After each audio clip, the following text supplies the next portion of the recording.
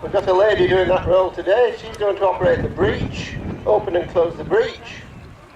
Number 3 has the really technical job of using the instrument just above him to set the gun onto the target. At the moment, they're lining up the gun with the command post's instructions. Mosque's now as all 8 guns in the battery would be lined up.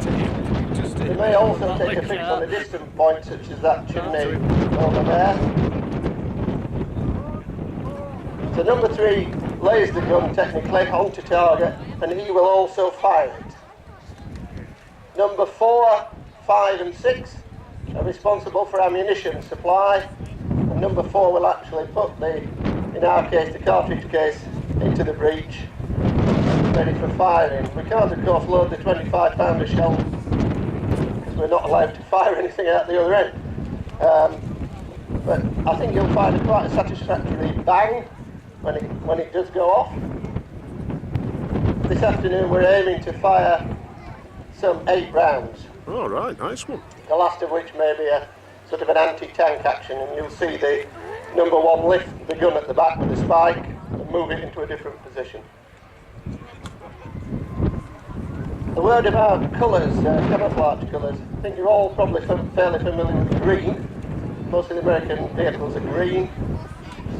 During the war, nearly all the British vehicles were brown and black up until 1944.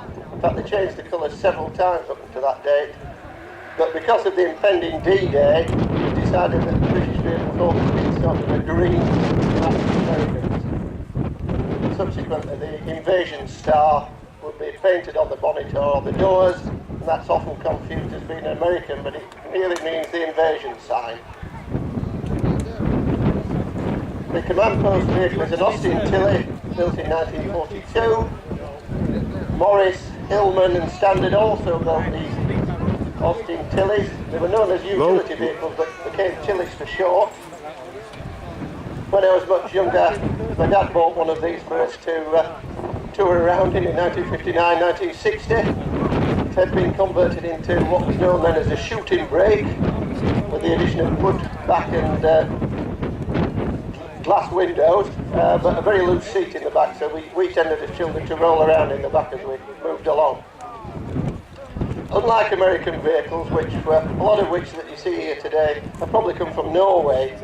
Norway was used as a store during the Cold War for a lot of surplus World War II vehicles in case of a further war. But I think when the Berlin Wall came down in 1990, somebody said, why have we got 45-year-old vehicles in store? They're all a little bit old. So they were taken out of store and subsequently sold.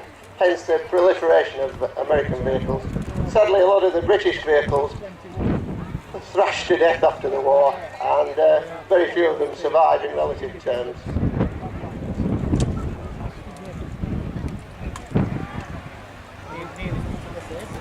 I think we must be getting nearly ready. See him moving the gun now.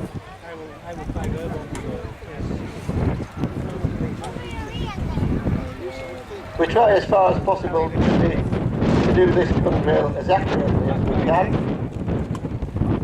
He's now signalling that he's ready.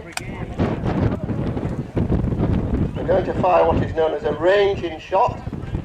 The artillery had a forward observation officer with them, and he was up front with the infantry. The gun firing then over the top of our own infantry and the forward observer onto the Germans. So you can see he'd be quite keen that it didn't land on him. So he'd be giving very clear instructions to the command post as to the directions and range.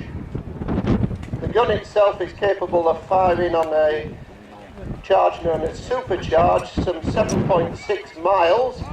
So you could happily shell Brighouse or Wakefield from here. On that supercharge, the shell will be leaving the barrel at a speed approaching 1,000 miles an hour. On a lower setting, the gun would typically fire just about 2 miles.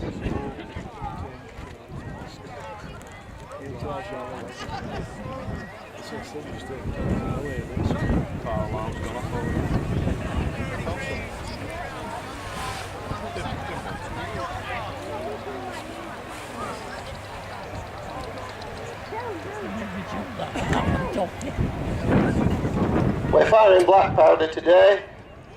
During the war there would have been 3 bag charges in that cartridge case. And 1 or 2 would have been taken out prior to firing depending on the range required. This gun is capable of firing high explosive. The shell was designed to fragment into roughly 400 pieces to kill enemy infantry. It would also fire smoke, plenty of it today. And as I mentioned earlier, it would also fire anti-tank rounds. If you want to see any of this ammunition, you're more than welcome to come over to the display and have a look at it close too.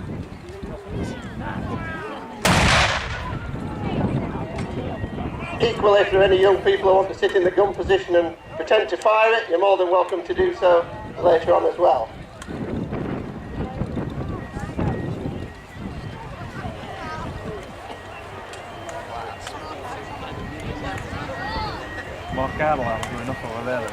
You see the gunners are kneeling. They would normally adopt this position in case there were any incoming fire from the enemy, so that they're somewhat protected by the shield in front of the gun.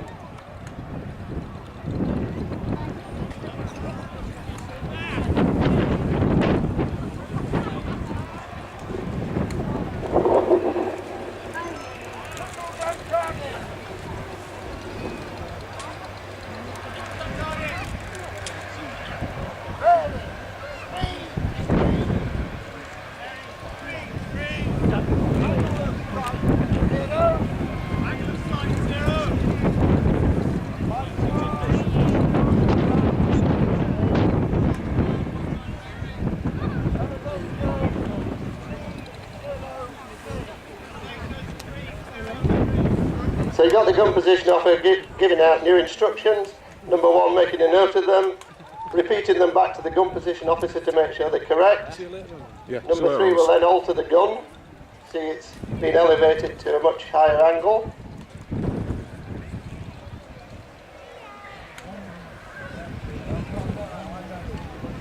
Number 1 now checking the setting.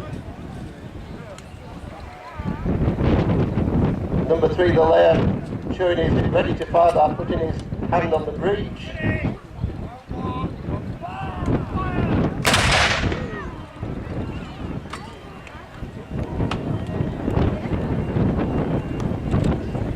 The only reason we're catching these shell cases today is that they're rather expensive, and if we let them fly out, they all get cleaned and we can't use them subsequently. And the supply of these will ultimately dry up anyway.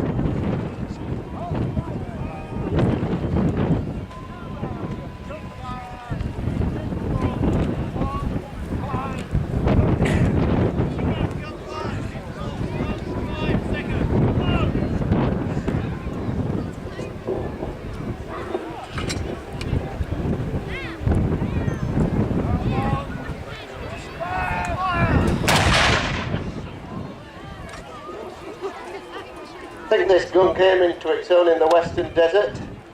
Rommel, the German general, was most impressed with these, and if captured, the Germans would use them. He referred to the artillery as the well-known excellence. It's the amount of accurate and sustained fire that it could put down. During the war, the artillery accounted for 1 in 4 of the army, about 750,000. And this gun in particular was noted for its reliability, mobility and its particularly high rate of fire. We were lucky enough last year to see the Irish Army's 25 pounders being fired for the last time before those guns were retired, which is quite impressive really for something that was designed 70 years ago. These guns were also seen on television news in the Iraqi war of 2003 being fired by the Kurds.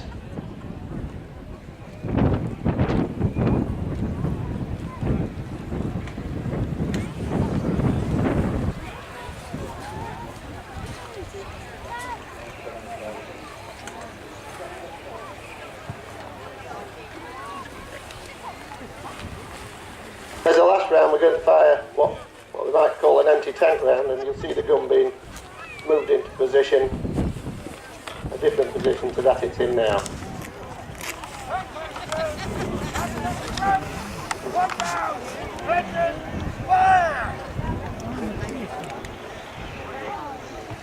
Go on, point it towards us.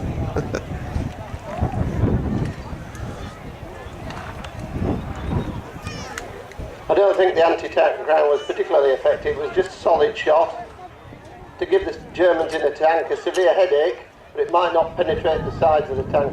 Just the tank was particularly well armoured. And that final shot ends the display. You'll now see them putting their limber and the gun back together and back on the tractor. Thank you very much.